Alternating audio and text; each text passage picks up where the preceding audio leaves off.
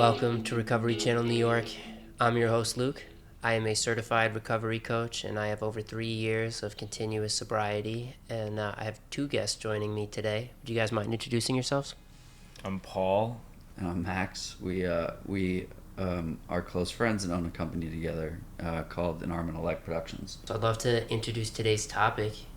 We want to discuss prescriptions and medications that you could get addicted to, that a doctor is telling you to use as a medication, as a treatment for something that you are struggling with, and how to walk that line between when you notice it's an addiction and when too much becomes too much.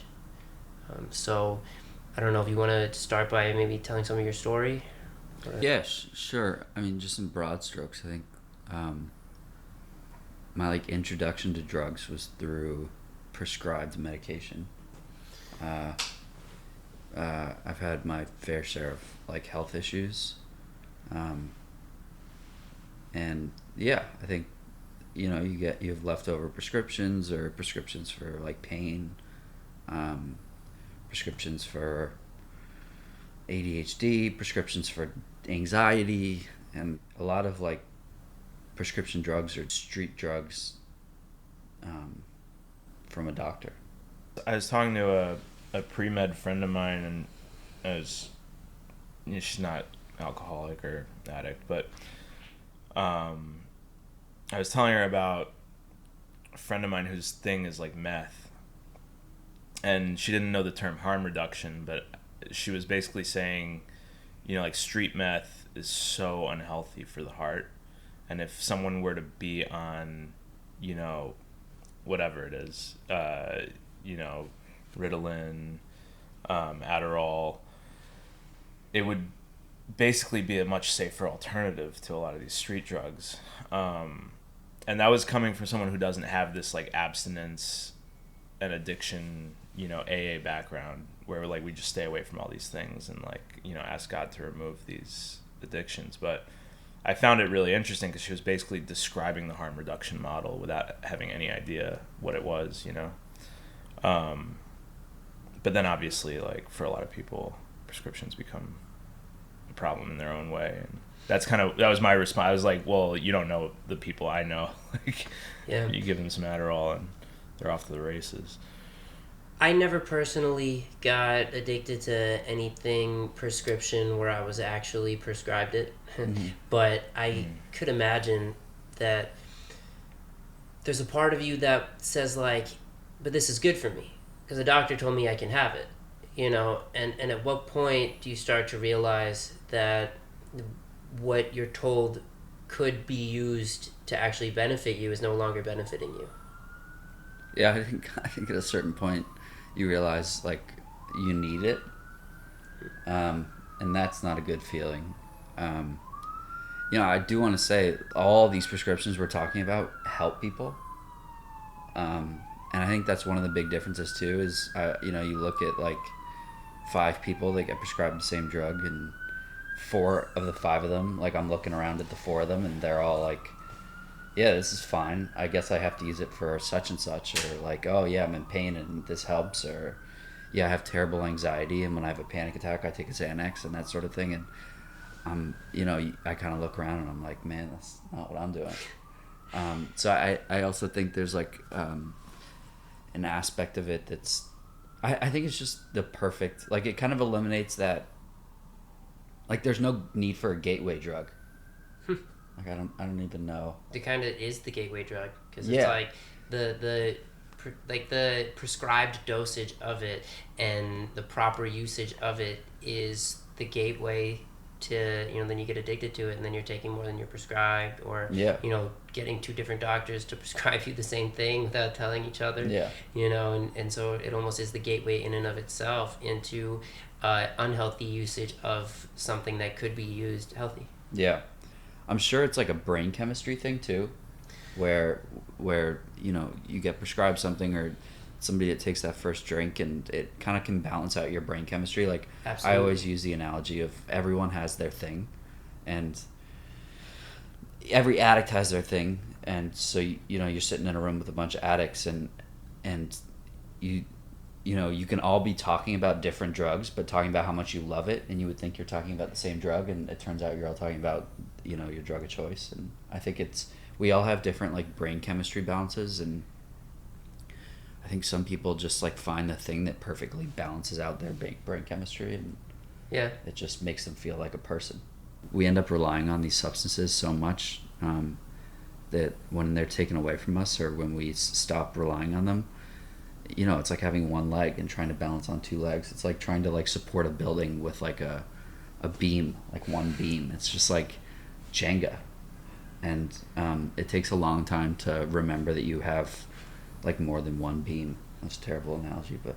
Well, that's where a lot of that, self-help work that we do in recovery comes into play, because for a lot of us, myself included, the substance that we get hooked on, it becomes our solution to whatever it is we're trying to do, whether it's like escape or, just turn off the thoughts, or be able to focus better if it's like a prescription like Adderall or something like that, or be able to just relax, like if it's Xanax or something, like whatever we're trying to achieve, it becomes the solution to the problem.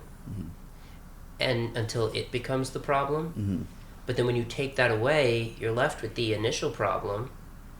And that's where, if you're not offered a new solution and you don't figure out what that new solution is, you're just stuck back with just the problem. Yeah. So, and usually the wreckage, yeah, it's at 100%. which you're seeing with sober eyes for the first time. It's like, oh, Mm-hmm.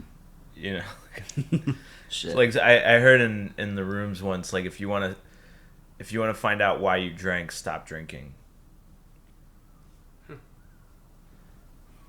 That's actually really well said.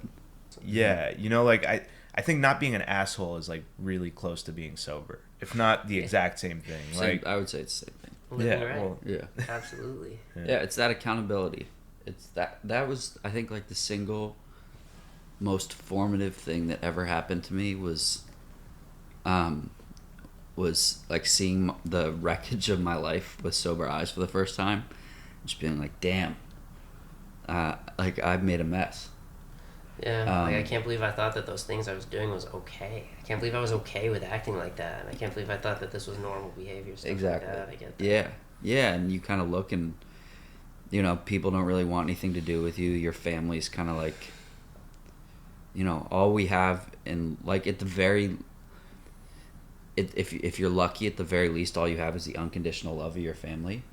And you look around and even that's like wearing thin, and you're like, man, what have I done? Yeah. And that process of like taking accountability and learning how not to be an asshole, which I think are the same thing, not being an asshole and like being fully conscious of the fact that your actions have like consequences, and how you treat people has consequences. It is like one of the most powerful things ever. Like I remember one of the ways it was explained to me is like, it was like after college or during college maybe, and somebody pulled me aside.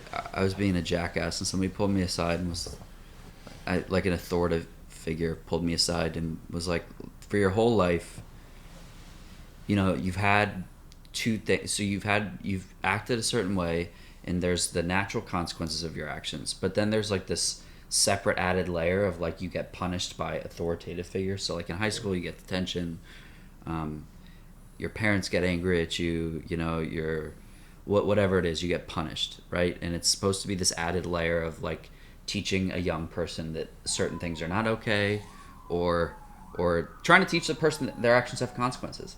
And you get to a certain age and that gets taken away. And I think it was a teacher or a professor or something that was just like I don't give a shit what you do. You're just going to fail the class.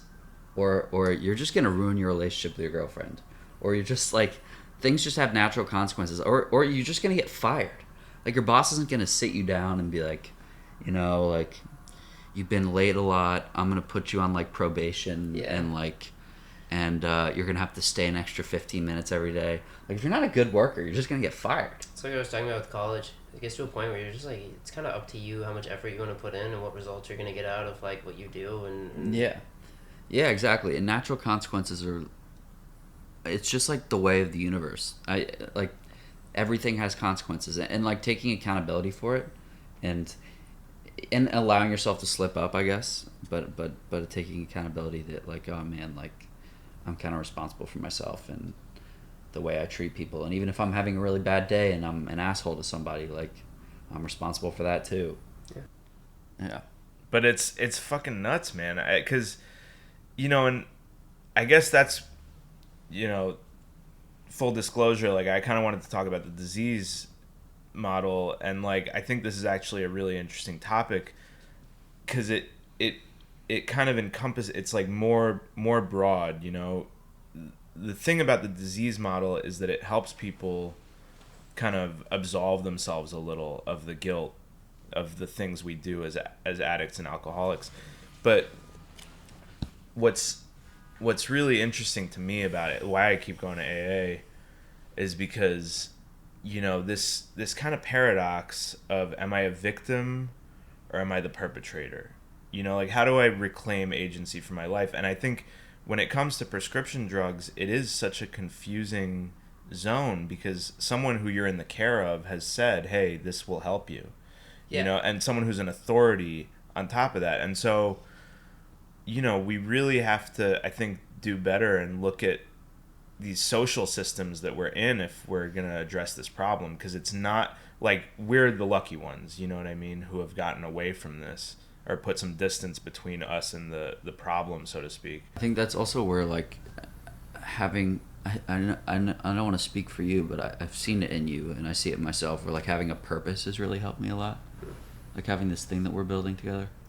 Yeah, purpose and just fucking time to spend. I knew a guy who was great, not to plug him, but he's a very accomplished sober coach and ran a sober facility, and he was like, if I told you when to wake up, when to shower and shave, when to get dressed, like to the 30-second mark, you would never have to use drugs. Like, it would solve all your problems. And so, and I think maybe that's kind of what we're alluding to, is like the structure and discipline is really important, because when I have free time on my hands, I'm like, all right, what do I do with this, like, bandwidth? One of my first, like, mentors in recovery said something similar, where they were like, if you have too much free time, you have too much time to get in trouble. You have to fill your day with stuff, because those hours where you have too many decisions to make are when you're going to make the wrong ones.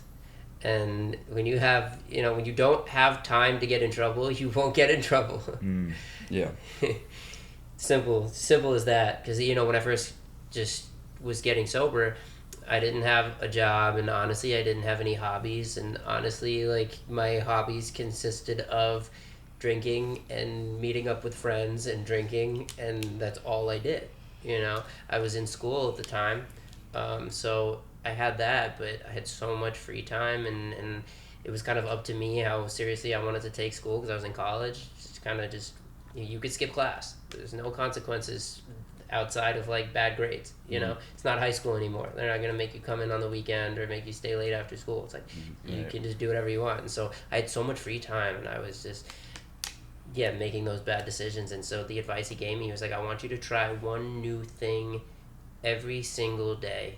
And it doesn't have to be an activity. It could be, learning a new language, playing a new instrument. He's like, or, I want you to go try a new sport, or just read an article about something, a topic that you didn't already know about. He's like, I just want you to try something new every single day and report back to me on what the new thing that you tried was. And that's actually how I ended up getting into weightlifting, was because of that advice.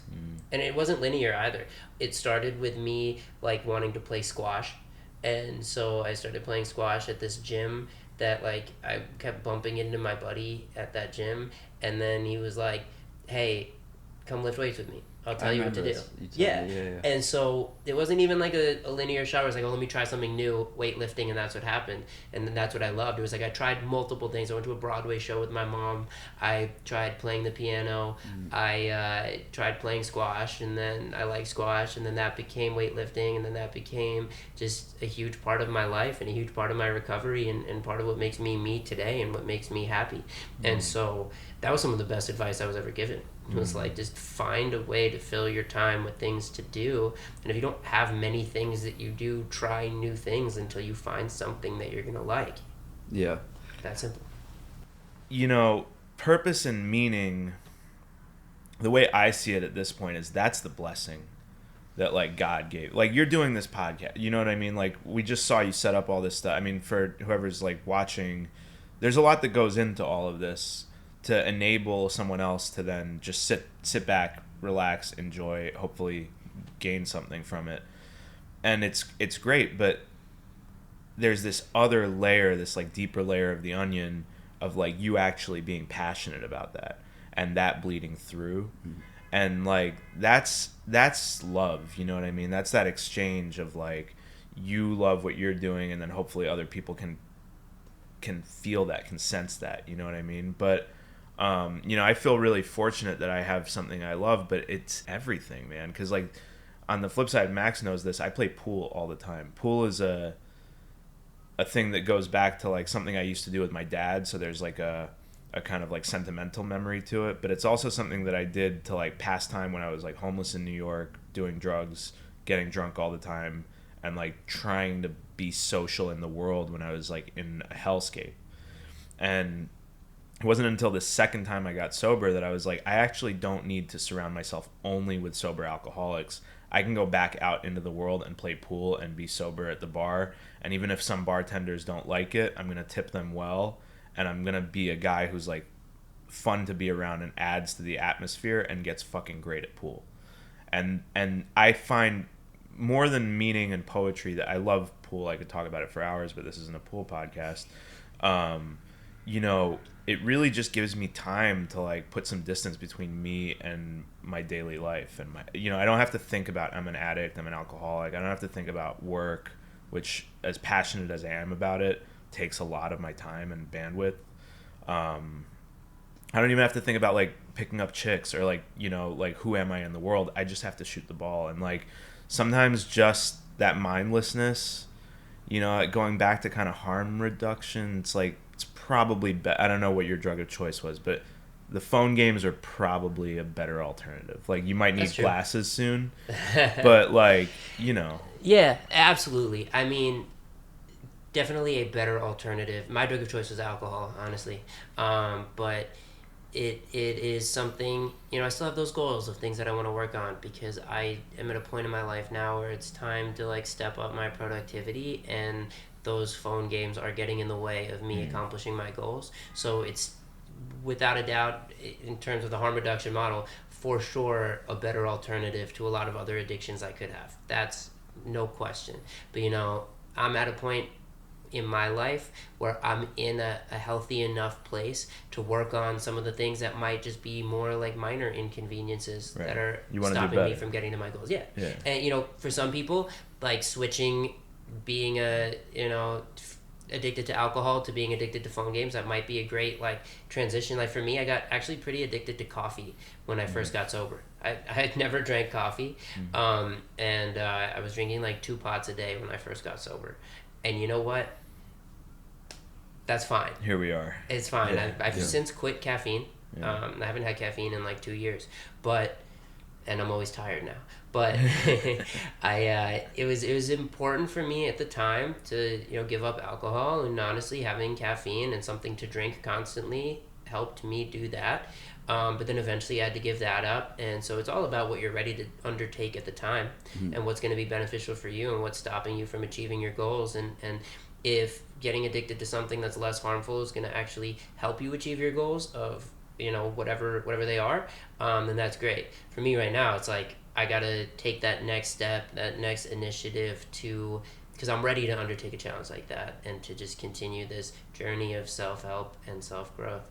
And you know, maybe it's just I have to find something even healthier to occupy my time with, and not become dependent on or addicted to, but just what do I like to do to fill that time slot with that I'm spending playing all those games. Right. I'm sure there's something that I enjoy that I could be doing instead, because you know, the problem is I do that to avoid having to do the things that I don't want to do, that like, you know, I tell myself I'm going to read, I'm dyslexic, I don't like reading, but like it's a goal of mine to try to do that. And so when my options that are presented to me are like reading versus playing these phone games, it's like, okay, something I don't want to do versus something I do want to do. Of course I'm going to do the thing I do want to do. Maybe the solution is to try and find something to fill my time with that I actually also want to do that is beneficial to me and my long-term goals. That's why I hate the phrase "fake it till you make it." I mean, I don't hate it, but it's like, I think belief is a really weird idea. I'm sure different people see this different ways, but for me, like, not acting on my character defects is as good as not having them. Like, I still have them. None of my character defects have been relieved. And, like, I don't believe in God. But I do my best to behave in such a way that, like, it resembles that. You know what I mean? Yeah. So that's it for me. But do you guys have any final thoughts on that or anything else? Hard in training, easy on the battlefield. Love it. Love it. All right. Thank you both so much for joining us today. Please tune in next time. Thanks, Luke. Appreciate it.